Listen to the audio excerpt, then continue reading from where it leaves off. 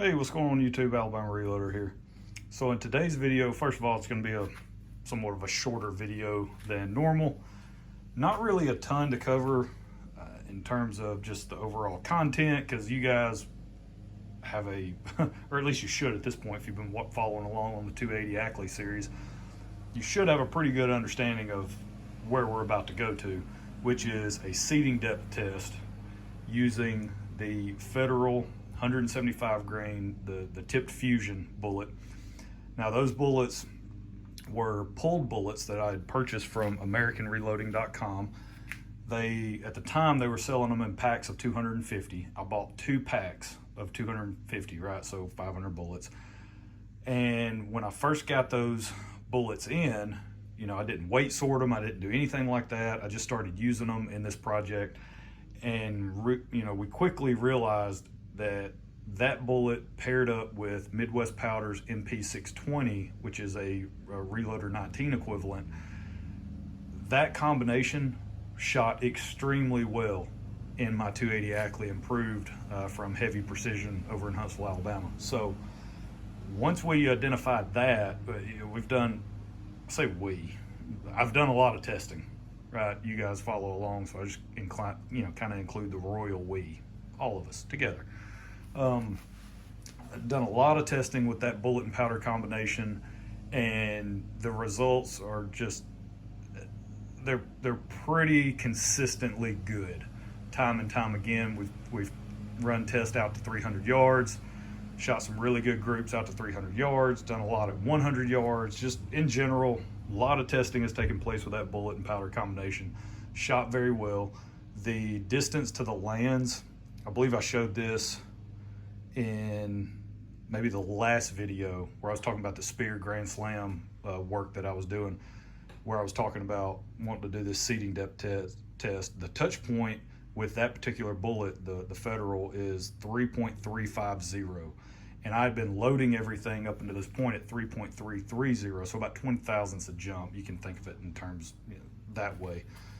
So now my plan is to, I'm going to load 5 10-shot groups. So I'm going to load up 10 rounds at varying overall lengths.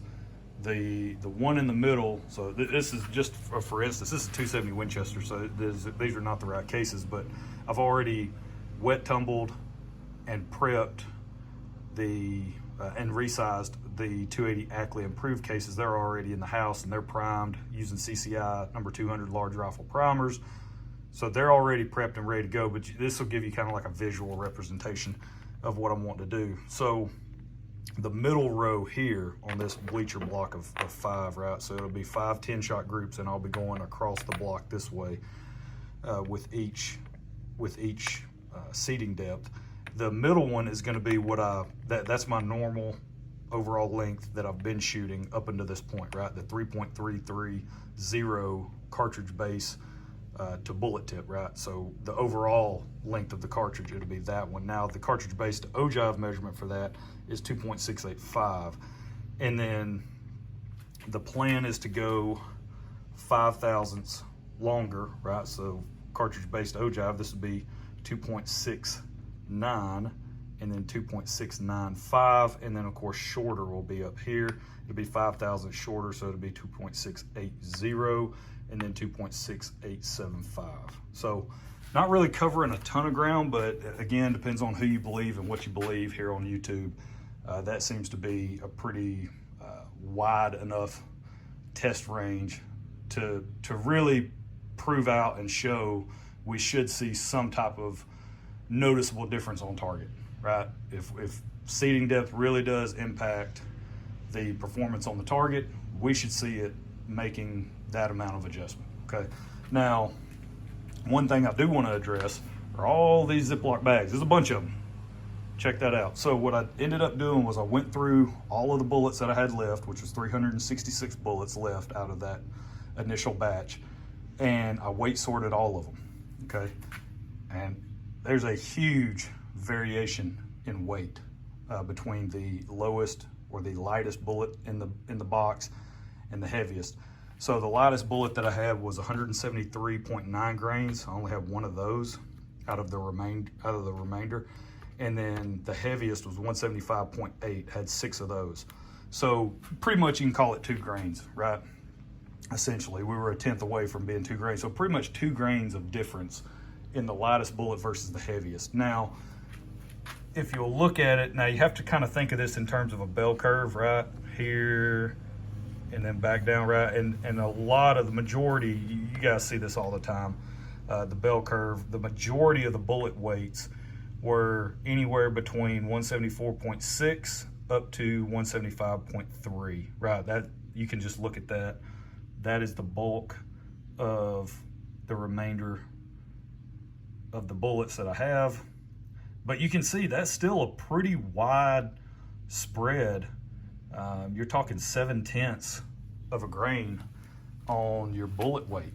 I mean, that's still, I would consider that a pretty wide spread in terms of bullet weight.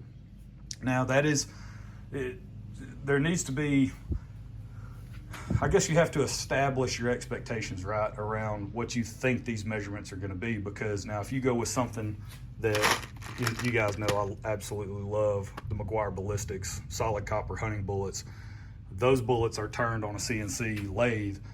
Those bullets are practically identical. You go get you a box 50. I quit measuring them, right? I measured first couple boxes I got. It was kind of pointless because they're all the exact same length and they're all the exact same weight. That's not what you're going to get with a traditionally constructed cup and core bullet, right? Or a traditionally manufactured cup and core style bullet. Now, the tolerancing might be better on something like a Burger or something along those lines, but generally speaking, unless they're turning that sucker on a lathe, like those McGuire Ballistics, you're going to have some variation. We had quite a bit of variation in the weight with the remaining bullets. So I wanted to do that to really kind of reduce the variability in this test, right? I didn't do that initially when I first started working on this combination, and yet the groups were still as good as they were. So if anything, going through this exercise of weighing these bullets has kind of just added a level of confidence in the rifle that I have and just how well it will shoot this bullet and powder combination, because it was shooting it very, very well. And I could have been grabbing, more than likely I was grabbing from this section just based off how the numbers work out, but I definitely could have been mixing in, a pretty wide range on the bullet weights within each group, and it was still shooting very, very good. So possibly tightening that up, we might see some improvements in terms of just group consistency, right? Group to group consistency. So I wanted to do that to just try to make this seating depth test as consistent as possible, so we could kind of try to control as many variables as we could. So I've got these, bagged up in the different sizes. I broke them down by 1/10 of a grain. And I think what I'm gonna do is probably shoot the 140 or the 174.8 grain group. I think I'm gonna go with that because I have 51 pieces of brass, and that just works out because I have 51 of those bullets. So I think I'm gonna do that. My plan is to use like some of these, pretty on the lighter side, like the 174.5 and down, and then the 175.4 and up. Use all of these bullets, right? Because there's not a ton of them, but there's still some. I'm gonna use those to break in the barrel of my new 7mm cartridge that should be coming, I have no idea when, but Heavy Precision, they're working on another rechamber or rebarrel job for me. And it's gonna be a 7mm cartridge. So they're working on that. I think I'm gonna set those aside and just use the lighter and the heavier ones to do barrel break in on that, and then focus on, sort of this 174.6 up to 175.3, focus on that for, future load development. So that's gonna be the path forward. But that's really the prep work that went into it. Of course, I did all of my resizing on the brass at the same time. All 51 pieces got resized at the same time using my CH tool and die full length resizing die. From there, of course, they got wet tumbled in my Frankfurt Arsenal wet tumbler with stainless steel pins, and that all works great. I really like that process. Once I did that, dried everything in the oven for several hours at 220, make sure it was completely dry. Then I resized it, measured everything, made sure I didn't need to trim any of the brass, which I don't. Chamfer and deburr on the case mouth, prime the brass, and so now it's just waiting on powder and bullet, right? And then available time to get on the range. So, like I said, shorter video today. Just wanted to kind of prep you guys on what is taking place to get ready for this seating depth test. Really trying to sort of reduce some level of variability, and it seemed like we had quite a bit in the bullet that I chose for this test. So went ahead, measured all those or weighed all those, and you can go by. I could even do this again and refine it by the overall length of the bullet. If I was shooting further than what I'm shooting now, that would be something that I'd want to sort of refine these. I'd want to bracket these even more by overall length, cartridge or bullet base to tip. But again, doing this test at 100 yards, so I'm just going to bracket it by overall weight, and we're going to go from there. So that's it.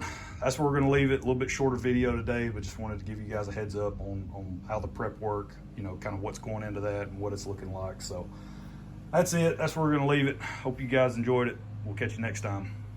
Y'all have a good one.